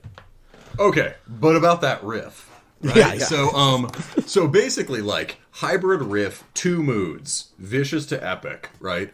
A lot happens, right, in that riff, in that we can say it has a hybrid form, and yet it is so short, right? And the key thing is that even though the riff depends on that contrast and that internal change, there is no development. Yes. The riff is one thing, and it has one feeling, which is sinister might. Yeah. And I think that's the feeling of the entire record, right? Whether you're allied with the sinister might, or you're contemplating it, or it's falling on top of you because it's a mountain, or it's the ghosts attacking you. It's just sinister might. The whole thing is cut from one cloth. And, I think that's one of the things we always love best is this kind of, rigidly homogeneous music that pulls it off. Yeah, I don't know. Now we can go on. Yeah, so there's... I guess I could talk about this one. So there is oh, no, actually, you've got the next sample. I've got the next one, but why don't you talk about the production now, if you want to say something? Oh, you want like a list of things that are like fucked up about it? Yeah, tell us all what's fucked up about the production. Okay, so... what they did backwards, as you said. Okay, so the guitars are like clipping in a really bizarre way, and I think that they're hard panned left and right. They're not like a 50% pan. This has it creates a really weird negative space in the center. Obviously, the EQing is just completely fucked. It's just, all the bass frequencies are maxed out. Like, all the treble has been sucked away from this music, except in the drum machine. The programming, I think there's parts where there are just mistakes in the programming, and they just didn't give a shit, or the more horrifying possibility, they made it sound that way on purpose. The drum machine samples are also just miserable and thin and cheap sounding in a cool way. I think they've been using the same old Roland drum machine since the very beginning. And the completely cold and alien and clicky way that it makes itself known amongst this like massive, overly hot vocal and guitar presence is bizarre. It doesn't blend at all. It's not supposed to. Everything. It's just.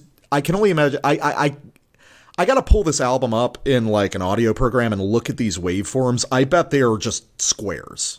There's going to be no definition to these fucking things at all. It's just, and you look at it and it's actually like an accurate depiction of like the Aztec step pyramid at Tenochtitlan. Yeah, these guitars are like fucking sine waves. But that's what gives them their power. And also they're getting that power out of a bunch of like bad materials. Like this sounds like kind of cheap off the cuff DI recording with not a great distortion patch, but they've actually piled on so much fucked up EQ and so much reverb, it becomes genius. It wraps right around. You hear that very digital sort of crumbling distortion, but that actually works for a record that's so alienated and inhuman. It's an incredible combination of thematics and understanding how to get the effect that they want. I think it's magnificent. That's a good word for this record. Yeah. So, on that note, featuring more of the sort of vast and magnificent side of the music, let's go to another one, Vita Cantus. So probably like Song of Life, something like that. And this is the only one that could be described as anything close to sort of positive or upbeat, but definitely in a very sort of empty. It uses a brighter chord, let's say, but in the same sort of relentlessly destructive and empty way. This is like one of the most negative things we've ever reviewed. This is a fucking black hole of a record. Yeah. So here's a ringing chord that points to some of the things they do with it point to some of the cooler outside guitar work that are happening here, and the way that they can, when they want to, pull back from just pummeling power chords and start fucking with and manipulating and shaping that, searing sine wave tone.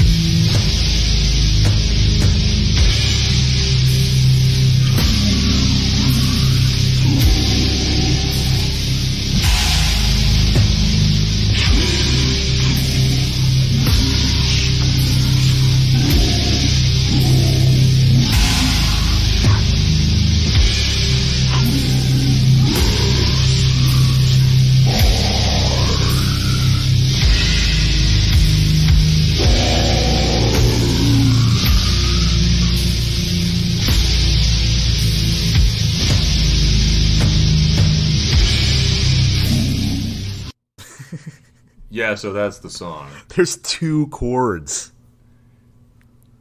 Yeah, so the main riff is just the two chord riff, and then the only thing that's even like another riff is that every 4 reps, on the 4th you get this dun dun dun dun. This awful descending figure. Just horrible half-step turnaround that hits earlier than you think, later and earlier than you think it will, just sort of in the middle of the riff, and just rolls it around to the next one. That's the only thing even resembling another riff.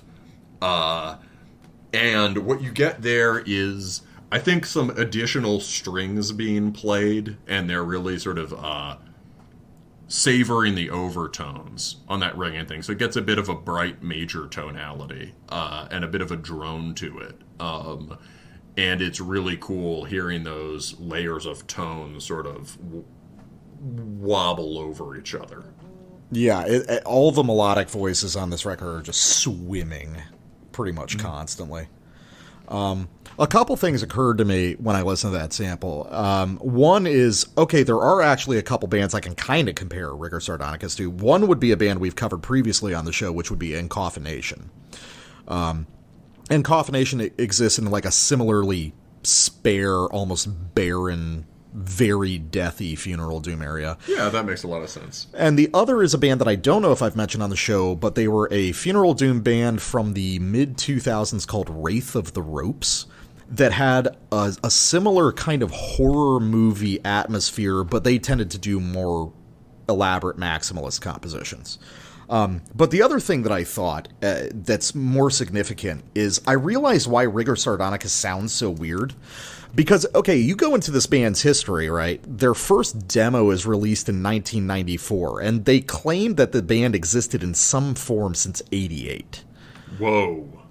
And I haven't heard the first demo, but I've read reviews that say, oh, there's blast beats on it. It's more like death metal, but definitely extremely weird. But something occurred to me listening to that sample. You can get to Rigor Sardonicous with no other funeral doom. That's what makes it so distinct. This doesn't sound consciously influenced by what we think of as the progenitors of funeral doom. Bands like Skepticism and Theragothon and Funeral and stuff like that. Yeah. You can get to Rigor Sardonicous just through death metal. Just by pounding it so far into the core of the earth, you get something like this at the end. You could probably get it through black metal, too. You know, I think so. Absolutely. It just has that elemental material of extreme music. You take certain qualities of either one and do the things to it they've done, and you get this. I mean, the guys did a fucking cover of Kiss's God of Thunder in 2005, which 2006 makes weird sense. Yeah, you can see how Kiss is kind of related to this, and it's just sheer absurd fucking quality. Yeah. But yeah, I think that's really interesting. I mean, there's a way to get here just with Celtic Frost. You lock someone in a room for 20 years with only a copy of Morbid Tales on a tape deck that's decaying and slowing down. You get this out of, Procreation of the Wicked played at quarter speed. It's fascinating. This is built in, while it's Funeral Doom, it's entirely built out of just proto-extreme metal material, and I find that really fascinating. It's that thing about, you can make really good Funeral Doom starting from almost any base material start from base material that is good. Do certain things to it. You have Funeral Doom. Yeah, you do. It's, because Funeral Doom is, maybe Funeral Doom is kind of like, maybe it's kind of like grind. Maybe it's more of a technique than it is a genre. Yeah, I think that's exactly it. Because there's definitely, we can already tell there's black metal Funeral Doom bands and there's death metal Funeral Doom bands. Which means that there have to be every other option available, too, of sufficient extremity. Or Shape of Despair, which was really just a goth dark wave Funeral Doom band. Yeah, that's interesting. And now we start thinking, oh god, what possibilities haven't been explored yet? And, this is how new ideas begin. So there is actually one moment on the record that's almost like a song. Later in the record, there's a track called Voluntatum Die. Voluntatum Die. Dei. Act of God. Yeah. Probably Will of God. Let's see. I'm really getting scooped by the pagan here. God damn. I should know this stuff a lot more. So this is the closest thing to a sort of more regular Funeral Doom song on the record. It has a distinct lead melody. And what's really interesting about this record is that, one, there's a big range of song lengths on display. The opening couple tracks are just over 4 minutes long, and it only goes as long as about 9 minutes. So these are pretty compact for Funeral Doom songs. But there's basically two kinds of songs. You've got a bludgeoning song, which is, one or two riffs just repeated over and over again, and it's mostly about timbre and atmosphere. And then you've got songs like this one that are about agonizingly slow, iterative change in the vein of a more traditional Funeral Doom band or an ambient project. A single melody transformed very slowly over the course of a song. And this track does it really well with a melody that starts very almost surprisingly traditionally Funeral Doom and mournful, and slowly brings it in more and more sinister directions as the song progresses.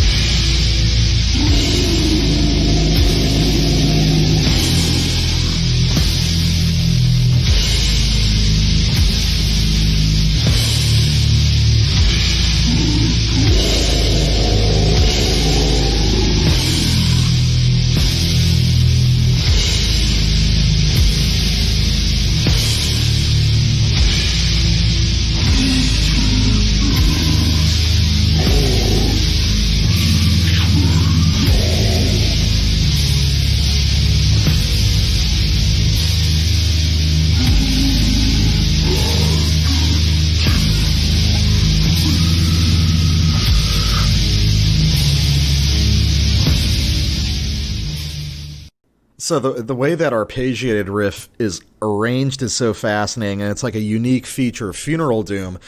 I think we talked about that when we were talking about that Shape of Despair record, where the time dilation caused by playing at such slow tempos has a transformative effect on melodies. Yes. So that's two arpeggiated figures that are identical, except the second time around, the final note is a half step lower. And it's almost like that French technique of having the sour turnaround. But it's delivered at such a slow speed, by the time you arrive back at that sort of ugly, dissonant note, you can't even remember the more mournful opening. You're in a completely different place and mood. Your mood is dislocated from where the song actually is because it's so slow, which is a fascinating and weird effect that this album has. It feels like this music moves at a snail's pace, but it feels like you're always trying to catch up with it. Does that make any sense? I think I get what you mean. It's like you're only... I mean, I don't quite have that memory lag feeling on that riff, but I get what you mean. It doesn't hit as fucking up the riff. It kind of sounds just as epic as the minor six when it hits, but also just really vicious. Really just when that it's just like, oh god. But there's something about what you say makes sense to me. It's like at every given point you are, even though the music is, well, it's just because everything is one thing on this record. It's like at any given individual point, you're sort of at all of it, but you're also just only there. It's completely absorbing at any given point. Each chord is worth hearing, and maybe even down to, maybe what you're saying is like, getting at is like even down to like the part of the riff. It's just your brain is in that part of the riff. It doesn't feel like the last part of the riff is getting ruined, because right there you're just there to hear that bang, bang. Yeah, you are there's something strangely isolating about this record. You really are falling into a series of moments, progressing very slowly through time. Yeah, it's kind of meditative, like maybe in a very physical kind of in the way that meditation is supposed to be kind of anti-thought, right? Mm-hmm. So I mean, let's do a little bit of a little bit of what's in the name, right? That's how bullshit record critics start reviews, but it's how we end them. Right, so like, you're probably familiar with the term sardonic, and especially doesn't Darkthrone have sardonic wrath? Yeah, right. And so I was just like a little curious, right? Given that these guys are pretty serious about the Latin stuff, what's the exact etymology there? So, right. They on the Metal Archives, which who knows might be derived from an interview, they say the band's name means rigid and sardonic in Latin. I don't know if there's some idiom where it's understood to be an and there, but it seems like it would translate as just like sardonic rigor, right? And maybe like it might be a medical condition, honestly, like Richter mortis, or because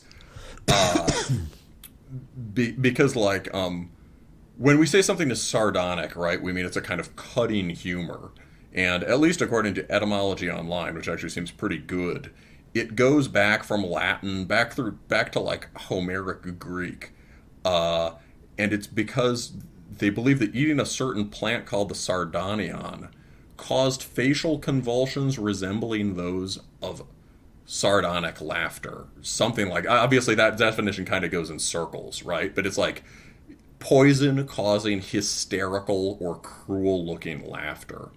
And so it becomes used for like hysterical, scornful laughter. And there is something, and so you can imagine that being kind of like kind of like this rigidity of death.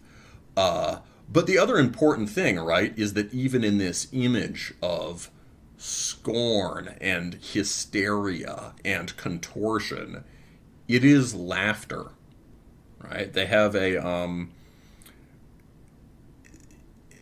earlier split that's like a your mama joke, right? There's laughter in all of this, and it's I guess it really is about death, dying, killing, getting killed. They just make it seem really cool.